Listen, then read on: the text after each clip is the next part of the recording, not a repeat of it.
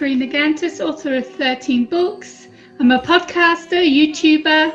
I run Author Assist, which helps marketing promotion for authors. I'm the host of the Author Assist show on the Artist First Radio Network.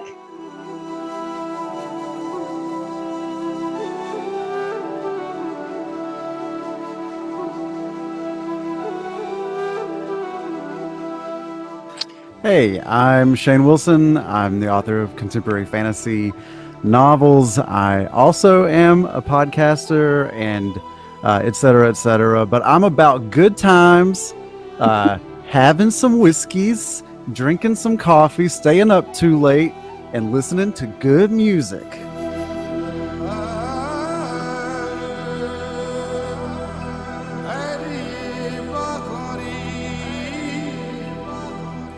Hi, my name's Alison, or you might know me as Phoebe Darqueling, depending on when you've met me. So under Phoebe Darqueling, I do write novels and I publish short story anthologies, but I use my Alison Weaverdyck name for my screenwriting endeavors, which is new for me and very exciting.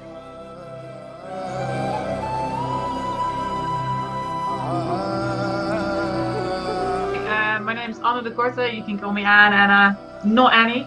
That's where I draw the line. I am relatively new to all of this, but I'm currently the creator and showrunner of Hood, which is a modern retelling of the Hood legend with Robin as a female in a world where magic exists. And it's a very big project in which we're going to do novellas, books, podcast, and hopefully a TV series as well. The lovely Ali is on my team too, so I'm very happy with that.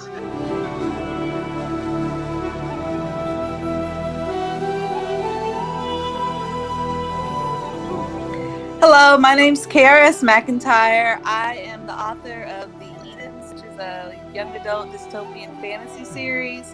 I also help run the Facebook community Diverse Books with Magic, which is all about like speculative fiction with different types of characters and things of that nature. So I'm happy to be here and chat with you all today.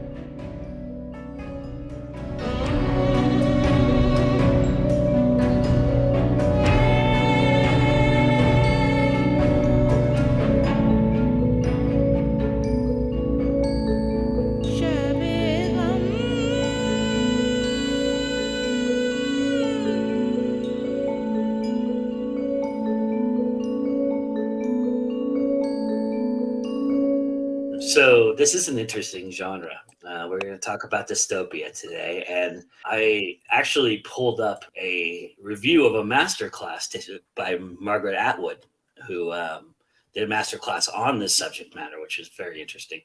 I didn't know you could do masterclasses on just genres, but apparently she did. And I wanted to read this quote because I know that once we get started, it'll get lost in the shuffle. So I wanted to start with this quote. It says, if you're interested in writing speculative fiction, one way to generate a plot is to take an idea from a current society and move it a little further down the road.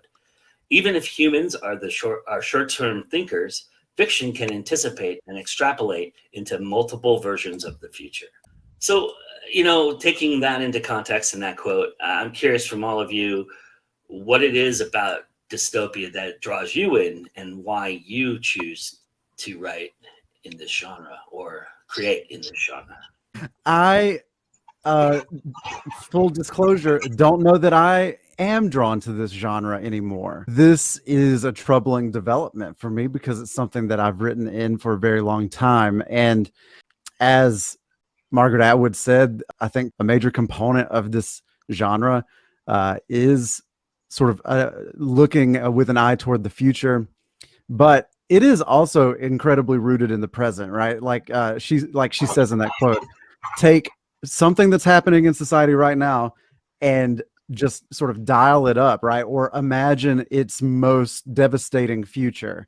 And I think that what worries me about the genre personally is that it becomes harder and harder to ignore the fact that we already sort of live in a dystopian world. And I wonder how much, especially given the current climate, how much interest there is at this point in even reading in that world. Interesting. Yeah, I was also thinking about this earlier today, thinking about, so what is dystopia and how interesting it is how dystopian fiction of the past has pulled out different parts of society to spin, and how, if you're looking at Jules Verne or H.G. Wells, their look at the future being not so bright, they focused on different topics than we do now. So like wealth disparity is something that we see a lot of in more current dystopian fiction, but worried that technology was going to turn our brains to mush was a problem for authors in several decades ago. That was a big focus. And so it definitely changes over time with whatever is going on in society at the moment. I think why I like dystopian is because if you want to tell a story that's relatively up to date and modern, you're very limited to what the world is and the rules by which the world lives. Whereas if you create a dystopian world, it doesn't even have to be that different from our own world. But you can create it. You can tweak the rules that don't fit you in modern society that would fit in your created dystopian world. And also, what was mentioned, like our world is relatively dystopian. So you don't even have to take it that much further to really create a dystopian world. But not, in my opinion, just not being limited by the rules of real society and just do whatever, let your creativity go and do whatever you want. I agree with that. A lot of times it's taking something that's going on in real world or an aspect of society and taking it to the extreme.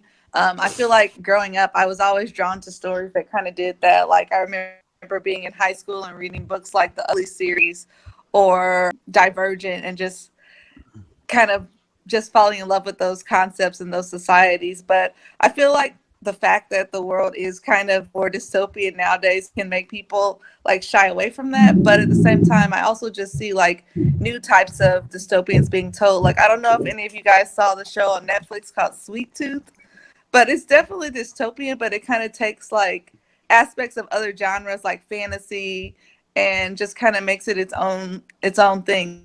Even shows like Black Mirror, it kind of like is like a new lens on what's been done in the past. I thought my idea was really unique until I watched Love and Monsters, and I was like, damn, people live underground, really? So, my people are living inside mountains because of acid rain. It could happen. It might happen in the future. Who knows what's going to happen with the climate change that we're going through. But I love the idea of building worlds, whether it's fantasy or dystopian. Whereas dystopian, I like that it's something's happened to the world that's made it dystopian, whereas fantasy's always been fantasy. And you always have the darkness and the fear in a dystopian world because no one knows what's coming next. No one knows how bad things are going to get. No one knows if they're going to survive. And that's what I love about the dystopian world is the dark side of it. The interesting thing for this concept too is like there is an element of declaring future and there is an element of tapping into the world you know. But I'm curious how much of your deep beliefs get entrenched in this. This seems like one of those genres that might actually have a little bit more of you in it, in what you feel and what you think than most genres might. You know, you can detach yourself at times, and obviously creating fiction, you do that. But is this more deeply entrenched within your own personal beliefs in creating these worlds and you know, moving your stories forward into a future? I think it could be. For me, it's not something that like automatically happened. Also, for me, I did not sit down and was like, I'm going to write a dystopian. I was going to write a retelling of Robin Hood in a modern day time, and it just didn't work. It just couldn't work in our modern day world, the story that I wanted to tell. So eventually it developed into this dystopian world. But I did notice that along the lines, it became also more and more about what do you believe in, like climate change to quite a front seat now in like it's like severe climate change. And I do believe in that that's a risk that we're creating in our own world. Like if we let this go on too long, that might be our future. And I think as a creator, that's not something that you might intentionally do, but it always creeps up. Anytime you sit down to write or create any art, like you write what you know or you write what you believe. I think that Dystopia offers a similar sort of avenue for discussion of complex issues, much like fantasy or sci-fi of other subgenres, right? It's where we can sort of play out our sort of cultural fears, right?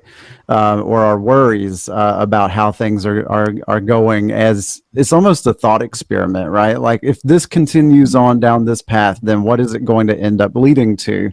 And what can we do to maybe stop that before it's too late? Or are we going to have to find a way to live with the consequences of our collective actions or inaction? I had someone who read books tell me that they felt like my characters were kind of represented a different belief system. And I didn't notice that about my own writing while I was writing. I do feel like my second series, Finding Eden, like one of the things I was trying to do is make sense of like how polarized I felt like the world was. So I kind of tried to like two are like complete opposites and like mash them together in some adventure just to see what would happen. I think one of the powers, the like superpowers of telling a story set in a dystopian situation is the power of allegory. And so whether or not it stems from the author's deeply held philosophical beliefs, or if it's just like Shane was saying, like a thought experiment that you sort of spin something out and see where it takes you. There's a lot of power in the allegory side of it,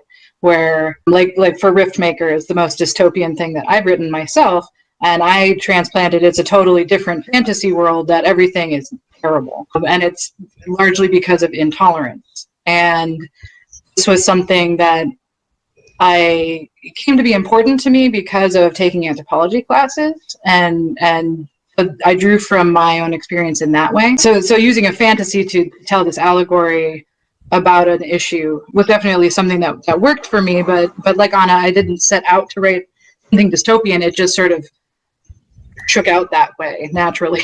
I got together with another author. We wanted to write something together. I had the idea always about having this community living underground and not being able to go above ground. And so we had to think, well, why? What would stop them from being able to live above ground? And that's when we come up with the concept of acid rain being actually acid, that it would burn your skin if it dropped on you. It's a sci-fi, it's a dystopian, it's an erotica, it's a bit of everything. But she kept hers clean, by the way, but I made mine dirty. But for the dystopian part, yeah, I always wanted them to be sheltered and being run by a committee of people, and they had rules they had to live by, and there was very strict lifestyle there, and everybody had to do something to make this community work. And we built such an amazing world that there was no way we could do just one book. And so we started brainstorming, and with about 70% the way through book 2, and we've decided to make it a trilogy. So we know we're going with book 3 as well. But yeah, you just start off with an idea and you run with it, and who knows where it goes. Is there attributes that you look at when you're creating a world, or is it driven by the characters? How do you go about that? Kind of a big picture sense, one of the most important things for a story in this genre, or any genre that kind of lives in a dark place, is that there should be hope in at least somewhere at the end, right? Like, you don't want to leave your reader with a sense that it's all for nothing, right? That all hope is lost. There should be some sense of hope, even if it's way ambiguous, right? That maybe they got out, maybe they didn't. I mean, I hope they did, but or whatever, right? At least that's the way that I want to feel at the end of a dystopian story, is some kind of hope. As for the other part of your question, what sort of drives it? I think for me personally, character drives everything. I'm very interested in the people and the human condition, and what this story allows us to say about that, because we get to strain humanity when we put characters through these kinds of situations, and we get to really put them through the stress test in a way that we don't really get to see in real life in a lot of ways, right? The dystopia is just kind of a backdrop in front of which the human drama plays out. Yeah, that makes total sense. My character, Lexi, she wants to be a ranger, and the rangers actually go out of the mountain to find this plant, and this plant is like gives life, it helps with health, it helps with the food. This plant is life for them, and so the Rangers go out and they find this plant and they bring it back. It's called a terror plant, and they make this material called Dozak, which they can make tents from, they can make outfits from, they can use it for health reasons. And so it's really, really important. And she wants to be a ranger. She wants to get out of the mountain. She doesn't want to be stuck behind a kitchen sink or told to go and cultivate the vegetables or whatever. But her boyfriend is a ranger and he's not happy with her becoming one, and so she's very stubborn, she's very strong-willed, and she gets what she wants, even if it means breaking up with him. She gets to train to be a ranger, and she gets to become a ranger, and she finally gets out the mountain and sees what's out there. And like you say, it's character driven. You've got to have that story, that element behind the dystopian. You can't just have a dystopian world and then no actual plot, no story. I mean, there's so much going on in mine. I could go on with the ways the plot turns and twists and goes on, but there's always this human element. I mean, they've got a group of girls and they go out in the evening and they natter and they gossip just like we would do. They have what they call a leisure centre in the mountain, yes, just like we would have to. So I try to make it as humanised as possible, even it being living in this community inside this mountain. Yeah, I just think trying to get as realistic as possible. A lot of times my settings and my stories are actually based on places that I've been in real life. Like I spent a summer living in Chicago when I was in college. So when and I just fell in love with the city of Chicago. So when I wrote the Eden Saga, I wanted it to take place in post-apocalyptic. I feel like you get a little bit of like living in the Midwest and what like the post-apocalyptic Midwest might be. The thing that I add, because I normally always add them in my stories, is magic. I just like magic and what it can bring you. And this is not like full-blown magic. It's very nature-based. And we built like a whole religion around it as well. If you create a whole new religion, to be fair, like it puts like, you start to think about a lot of things. And another thing that was really funny is that in our society, because our magic users are women, and they, for a long time in history, they've been in power. So we got a matriarchy and not patriarchy. And the funny thing is that we're so indoctrinated by our own way of living that we ourselves made a lot of mistakes in that, because you automatically go to what you're used to. I think to also force yourself to think differently, does help you create new stories, and helps also like our Robin is a matriarch story. Like it's like we flipped a lot of the characters. We've got a lot of female characters that used to be male in the original story. So the things that we sort of took from the original story is that really clear divide between rich and poor, having a society that's not is not a democracy. We got the same technology as ours, so we've got guns and everything. We got people who are fighting for more freedom and for more say in everything. But because this is a dystopian and also the world is also quite grim, you don't want to have too grim characters. Like we also decided to give them like good sides, and Robin's got bad sides, and it's a lot more human because of that. Something that I am physically unable to keep out of my writing is at least a little bit of humor.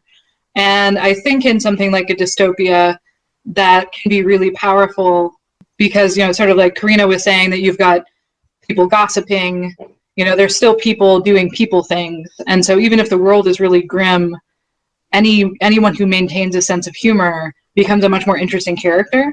And like Anna, I can't keep magic out of anything that I write. So there's magic and there's a little humor no matter what's happening. And that seems to be very much my voice as a writer. Do you guys all approach, I'm sure you all approach it from different timelines or different points in that respect, but I guess it also depends on how deep you go into the dystopia, right? How far you get into it. How much has it progressed? Does it need to be at the start, do you feel like? Or do you feel like you can get into the middle, you can get into the end? Where is it that you like to start your story, and why did you choose at that point and time to do that? My story starts 100 years after the first drop of acid rain fell. So they've been living in mountains, all the Malaks all around the world, whatever, for over 100 years. So everything is well organised inside with the sectors and who does what and who's in charge. And that's the first book. The second book goes out out of the mountains, out to the people that have somehow been kicked out of the mountains by the committee and left to try and survive, and they have survived. And so there are what we call outlanders, and that's book 2, and it's their world. And their world, again, is underground, of course, because of the acid rain, but it's underground, not inside mountains. And they have a totally different lifestyle to the Malaks in the mountains. And then, of course, because you've got the two, and of course, we've got both of the two societies that are after this one plant that they use for different things, of course, there's going to be conflict and war and revolution. And that's in book 3. I think that a lot of dystopian fiction takes place after the dystopian world has already been established and the new system, whatever it is in place. It's easier, I think, to just jump in where, like, you know, in the middle of this thing or toward the end of it. It's a lot more difficult to take a society that looks a lot like ours and get it to dystopia in an interesting and compelling way, because that stuff happens over generations, right? You don't just wake up in an authoritarian country. That takes place over several different cycles and several different gamings of the system, right? So you could write that, but now you're talking about like a Tolkien-esque sort of undertaking of taking the world that you live in and creating the world that you want to eventually build that is the dystopia. So I think that the tendency is to start after it's already established. And this was something that was challenging to me in my last manuscript. I wanted to take an apocalyptic event and then show how that leads to a dystopian post-apocalypse, right? And the most challenging thing was, how does this guy who overthrew the government consolidate power now that there's no centralized government, right? Like this, it really does become like a question of how do you logically make this happen? That's why it's just easier just fast forward like 50 years and just make it all like terrible. So it's Riftmaker, because it was a fully formed fantasy world. I also had this aspect of the whole story takes place in a colony on a different continent. It's basically, you know, like the American colonies, except if they happened during the Industrial Revolution. But so within the colony itself, there was a big event that happened about 30 years before the main story that shifted the fabric of society against one certain group of people. So it was definitely an established thing, but it wasn't so established, and it was really isolated to this one place. And it's the promise that things are better other places. It's something that would feed into, now I'm developing it as a television show, so that would be something that would come up in later seasons of the show when you actually leave the colony. But I did also have, not my own work, but a thought related to where to start, because what came to my mind immediately was Battlestar Galactica. And then you had Caprica that came after. And so, right, the world of Battlestar, not great. And the issue with the Cylons and all this kind of stuff. And so that's very well developed. And then you get the prequel where you find out how you got there in a really interesting way. And so I think that's a really cool approach that creators can take, is this sort of like, boom, here's the fully formed world. And then there's supplementary stuff that can give you more of the backstory.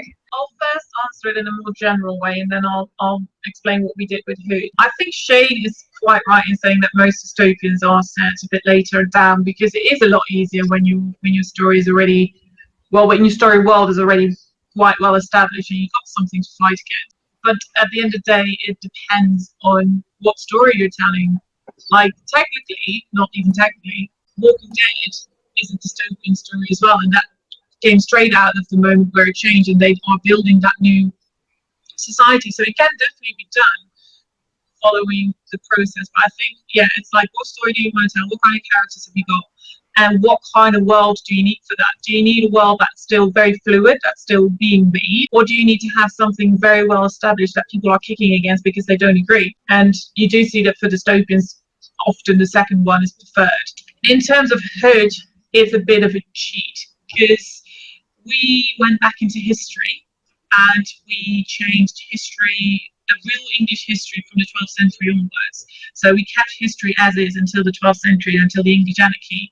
And after that, we already changed it. And then about in the late 19th century, we had the last big war that was followed by about 100 years of extensive climate change. So yeah, I presume that our story therefore is a well-established dystopian that has already been around for a while. I think it's been really, really hard to do a standalone dystopian novel because you've created such an amazing world. You don't want to leave it as one book. It would be such a shame to do that. And I think that's why most dystopian films and most dystopian novels are in series. And I don't know if it works for you that way as well. Like, technically, yes, our story is dystopian, but still to this day, I don't feel like I'm writing a dystopian story. I'm writing a story that happened to exist in a dystopian world. It doesn't lead it in our story. I don't know in how far with the other writers that's the case. Like, this is really about the dystopian. Maybe other people might disagree and really think that our version of Hood is very, very dystopian. Ali, you have a relatively fresh, since you've only been on for a couple of months, whereas I've been heads deep for years. Well, it's pretty dystopian because it's not just one thing that's bad, right? It's not just that climate change changed the borders of the world, and it's not just that there was a war, and it's not just that the High-Cathai are being oppressed, but one thing you didn't talk about very much about Hood was things that are better, and I think that's a really interesting thing about Hood is that some things got better even though it's a dystopia, and so there's a lot more equity between the genders, and sexual orientation doesn't matter. So there are some things that actually got better for the world, but in general, I think it's fair to classify it as a dystopian. You know, there is certain things about dystopia that have been played out in certain respects, and as with every genre. I mean, this is my favorite penultimate question, which is, the tropes you'd like to avoid. What are some things that you avoid that is part of the dystopian genre, but you're just like, oh, that sucks, I'm not going to use that? This isn't me, but I was seeing a discussion in one of the big Facebook writing groups that someone was like, God, can't we just have a dystopian story without a revolution? And I thought that was really funny, going back to this idea that you have to have hope. Otherwise, it's all just grim and terrible. The sort of inevitable thing is going to be a revolution. That would be like watching The Matrix without The Matrix, right? Like you just watch a bunch of people live their normal ass lives, and that's. Yeah. I think that's just part of what a dystopian is. Like, you're pointing out the things that are wrong in our own society, and you create a rebellion around it, which we don't do in real life because. Like, let's not start rebellions. Right? There has to be conflict, and I think the natural conflict is at the heart of dystopia is some sort of power system, right? That's in place that is the cause of the dystopia. And if the goal of the dystopian fiction is to overthrow that, then there has to be, the nature of conflict is revolution, right? So those people that wanted a dystopian novel without revolution, they're on the side of dystopia. They are on the side of the oppressors. There's just so much going on that's like pinpointed on one thing. I always say it's just epic, because epic is everything. It can be anything. To cheat, I know, but it can be anything you want it to be. It's an epic story. I agree with all that, but I'm sorry, Jane, go ahead. Yeah, no, Joe, I was thinking about this earlier when I was like, okay, I'm going on a show for Joe, and it's called Genres, and we're talking about dystopia. And to me, the more that I thought about it, the more it felt like dystopia is less of a genre and more of a characteristic, because you can have dystopian fantasy or dystopian sci-fi or dystopian, realistic nonfiction, as it were, but it feels like a quality of a work as opposed to a classification of a work. You can even have a comedy set in a dystopian. Yeah. I like that idea. Abbott and Costello face the dystopia.